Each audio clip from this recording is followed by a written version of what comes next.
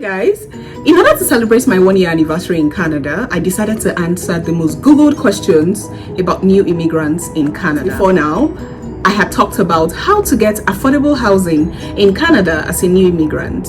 And then last week, I started to talk about how to get jobs in Canada.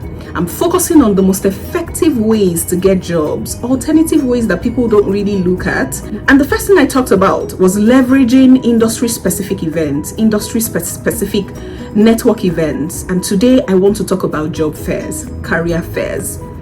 And from my understanding, since I got to Canada, like almost every 2 months, there's usually one job fair or the other happening, either in Calgary, either in Edmonton, and I'm sure that's how it's happening in all the provinces in Canada.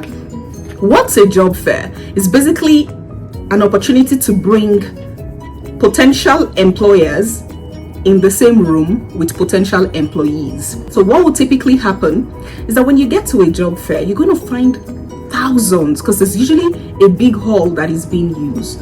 You're going to find thousands of people seeking a job in a room with the same employers. The employers will usually be seated around tables, and then what people would usually do is go there, drop their resumes and walk away. Some people will engage, with the potential employers and then walk away and all of that. But trust me, there is a way to maximize job fairs in such a way that you get something positive out of it. That is what we're going to be looking at today. If you have not subscribed, you're not doing me any good, because a lot of things I'm saying, so many people need to hear this.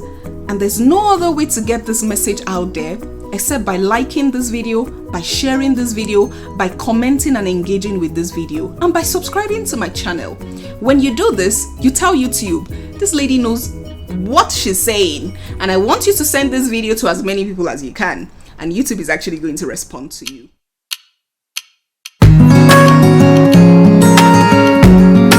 There are so many mistakes people make when they get to a job fair. At least from my experience. How do you prepare for a job fair? Now, every time you look at the invite where you got that job fair, and I think the moment you sign up with like newcomers in Calgary or like on Eventbrite, you are always going to get the prompt when there is a job fair available. If you click on that email, you're equally going to find the list of all the companies that will be coming. For example, there's usually up to 30 companies. If you want to walk up to every 30 company to have a conversation with them, sometimes it really wouldn't yield much. Well, I remember the last job fair I went for, there was Air Canada recruiting for, I think it's air hostesses or something. There are so many unrelated roles that might not actually directly relate to you. But what I would recommend, you need to research every single company that is represented in that job fair. When you research them, then streamline and decide, of these 30 companies, I'd like to target 10 of them. I'd like to target 15 of them. Why?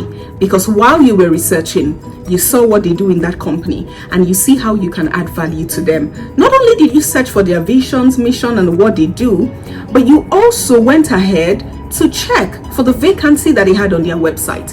There's probably 1 or 2 vacancies that you found on that website that your skill set matches. And so you want to actually go to these companies and have those conversations with them. One thing though, make sure you document your research, because when you get into that big room of the job fair, it's always good because when you've had the first conversation with the first potential employer, you can go back and look at your notes before you go to the next employer.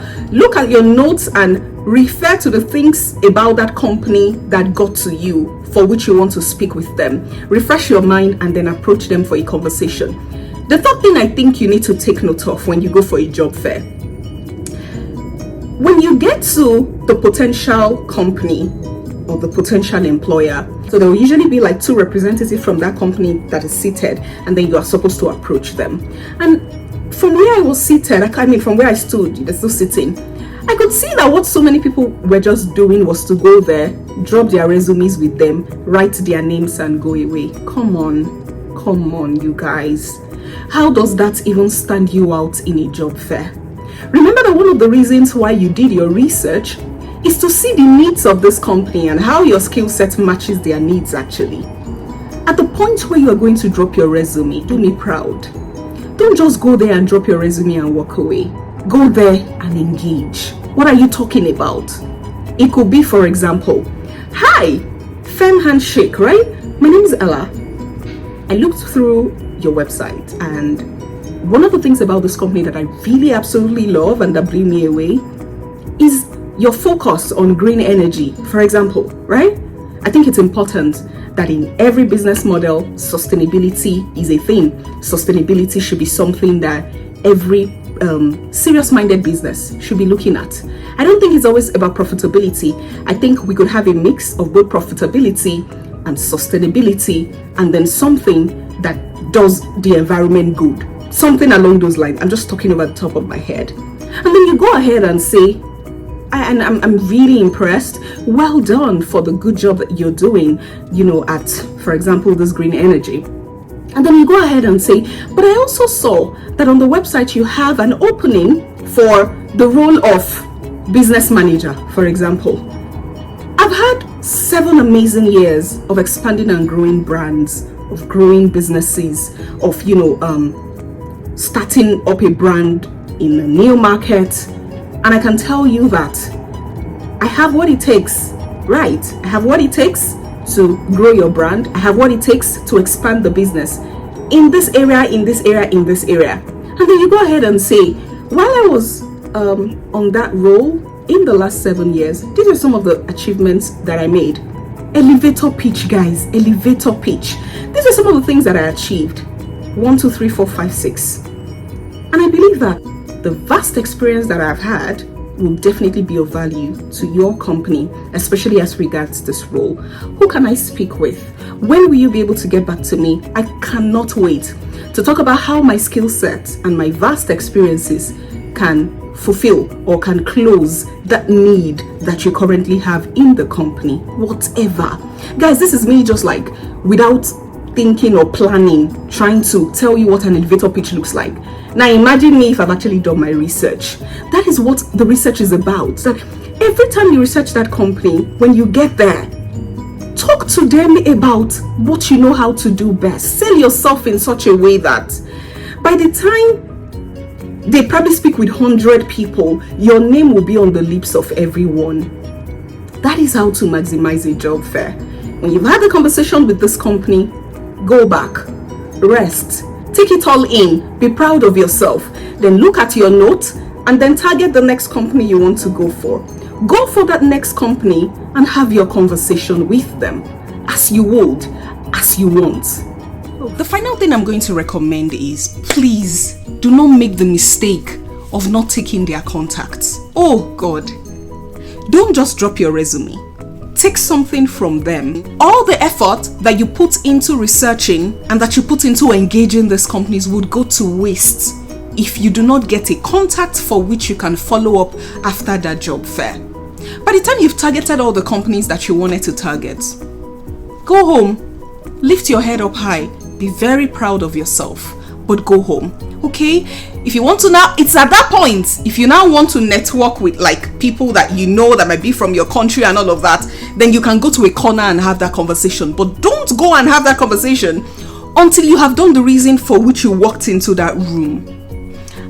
I mean, the first thing I can tell you though is that when you walk into that room, it can be really intimidating because you literally see like so many people in the room.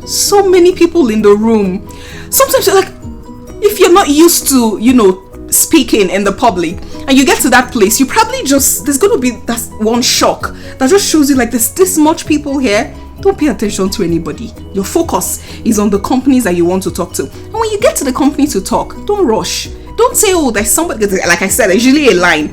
Don't say, oh, there's somebody behind me. Let me be fast so that person can have his time. Everybody will have their time. It's your moment. Take your moment and have that conversation and be very proud of yourself. Take a contact proactively. Request for a contact you can follow up. One thing I can tell you for sure though, if you do very well, by the time you're following up, they will know who you are. They would literally remember you. Like, oh my God, I remember you. You'll just be hearing, I remember you. And then go, you follow them on LinkedIn, you continue the conversation. I can tell you though, it might not result in immediate result. I mean, you might not get an immediate result from that encounter, because that's one other thing I noticed about Canada. sometimes, even though there's a recruitment ongoing, the role is actually not urgent. So the company can take their time before they revisit the decision to actually get you into the system. Besides, things can change, and the role that was seemingly urgent might suddenly become not urgent anymore. So a lot of factors can play in, but at least you would have done the best that you could possibly have done given that circumstance. Make sure, guys, that you do not joke in any way with your job fairs, and that you prepare adequately and get the best out of your job fairs. I hope this helps. I really do hope this helps, and I hope you can share with me, some of your success stories after you've attended the job fairs. If you know that in a couple of months you've not gotten a job, continue to attend the job fairs. Nothing like the opportunity to be in a room with a potential employer on your own, with a free open check to come and sell yourself as you want. But it takes adequate preparation to be able to maximize this. And I hope you're listening to me. I hope you're learning. If there's a job fair happening in your city tomorrow, make sure you start your preparation today. Don't go to that place without preparing adequately. I'm really wishing you guys all the best, okay? I'm not done with this job thing. There is yet another way, very effective. People don't look at it at all. Way of getting a job in Canada. I'm going to expound in the next video about the topic of referrals. How much of a big deal is referral in Canada? Who is supposed to do the referring? You know what I mean? Who is supposed to actually put in a word for you? Should people request before you put in a word for them?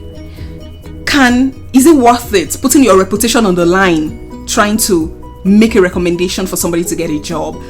Can you make proactive recommendations for people without waiting until you feel like you see the need for that? There's so much to talk about referrals, and I'm going to trash that out in the next video. So there's still so much to talk about.